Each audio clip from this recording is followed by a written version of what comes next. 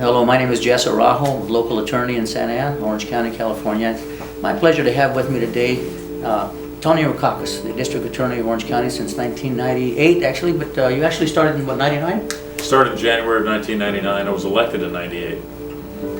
So anyway, the idea is to be able to talk to Mr. Rackauckas about some of the policies and procedures that they use in meting out justice in our fair county.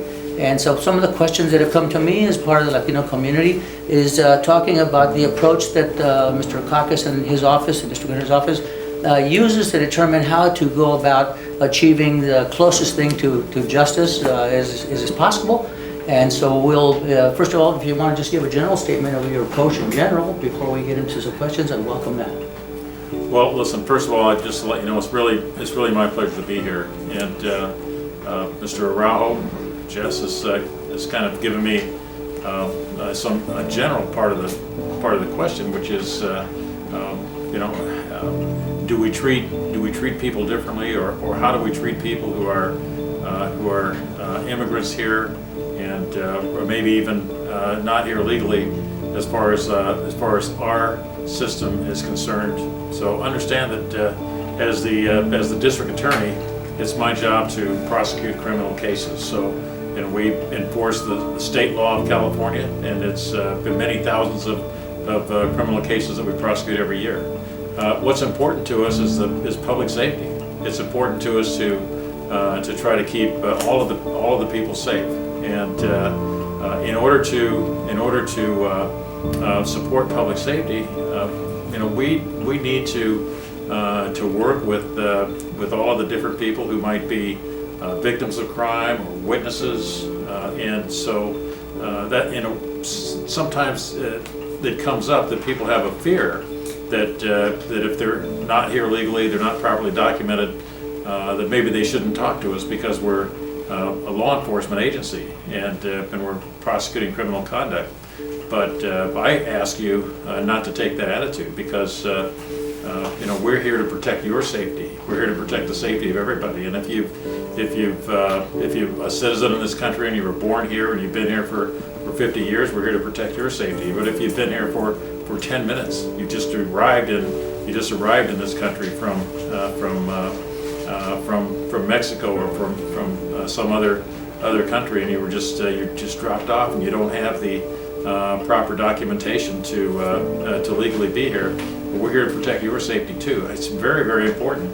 And the only way we can protect your safety is if you're able to talk to us, to talk to the police, to tell us what might have occurred, if there was a crime committed, who did it, what you saw. And so when you do that, we don't turn you into to federal authorities. We don't report it to ICE. We don't do any of that. We take the reports. And we do what's necessary with respect to the charges that have been that we're looking at possibly filing. If there's somebody that needs to be arrested, we arrest them.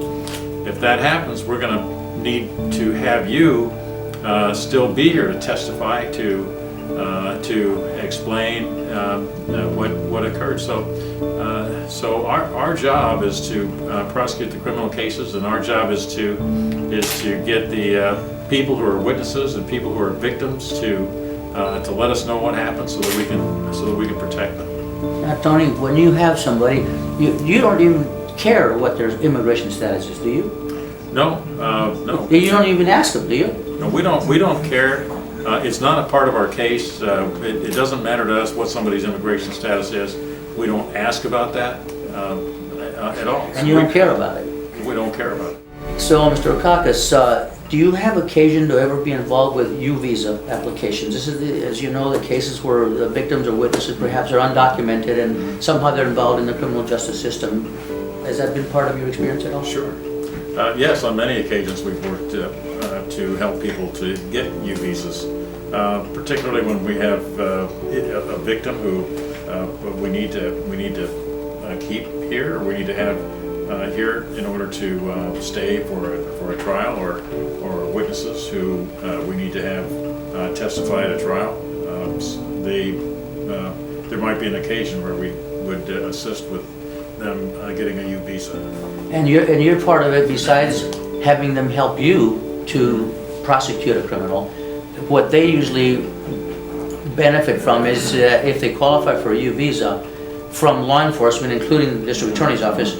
I guess the Immigration Service requires some kind of a letter or something, basically confirming that they did cooperate with you, and that as a result of cooperation you were able to succeed. And you've probably had occasion to do such letters? Oh, sure, we do those. Absolutely. We fully document everything that's been done, and so we would, assuming they ask and they're working on that, we will give that documentation, the letters, the recommendation to ICE.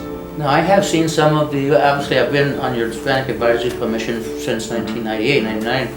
So I recall that you have pamphlets and things where you explain what you do for the community. And I believe you even cover that, right? That you work with people with U visas and explain the benefit of doing that? We do. We do. We do have those pamphlets for that reason, because a lot of people don't understand what we do. They don't understand how law enforcement affects them. And so we have pamphlets that to try to simplify that and they're translated into Spanish. We also have it in some other languages as well. And if somebody wanted to get some of those pamphlets, let's say at a community center or churches or anybody that wants those, who could they get some for them to hand out? Absolutely. How would they do that? Who would they call, or is there someone in your office they could call if Sure. they're Spanish speakers? Yeah. Our government community relations unit will do that. So we just call the DA's office and ask for the government community relations unit, or I think the representative to ask for would be Jose Morfin. I know Jose Morfin very well, and you're right, he's very much involved in the Latino community.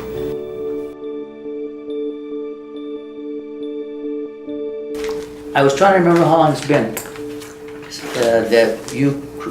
that I've been participating with you as a member of the Hispanic Advisory Commission. How did that deal come up for you? Well, it's close to 20 years, because at the end of this year it'll be 20 years, and we started the Hispanic Advisory Commission within a couple of months of my taking office. And the way it came up was that I thought it would be important to have a group of people who are from the Hispanic community that have different points of view in the Hispanic community, people who are respected there and know what's happening, to talk to us in my office about what some of the issues might be, what some of the special problems might be, if there's some area where people in the Hispanic community are being victimized by crime in some special way, that we know about it, that we can take action. And so certainly I had known you for a little while because of when I was campaigning. I knew you, if campaigning to be elected as DA. I met you and I knew that you were somebody in the Hispanic community that is respected and communicates with a lot of people, and you have a position, certainly a position of respect as a highly regarded attorney, which not just in the Hispanic community but overall. And I thought you could be helpful in helping me create that group. So I gave you might be the first person I called. I think I was. I think you told me that I was the first one you called. Within a very short time of taking office, I think within just a few days.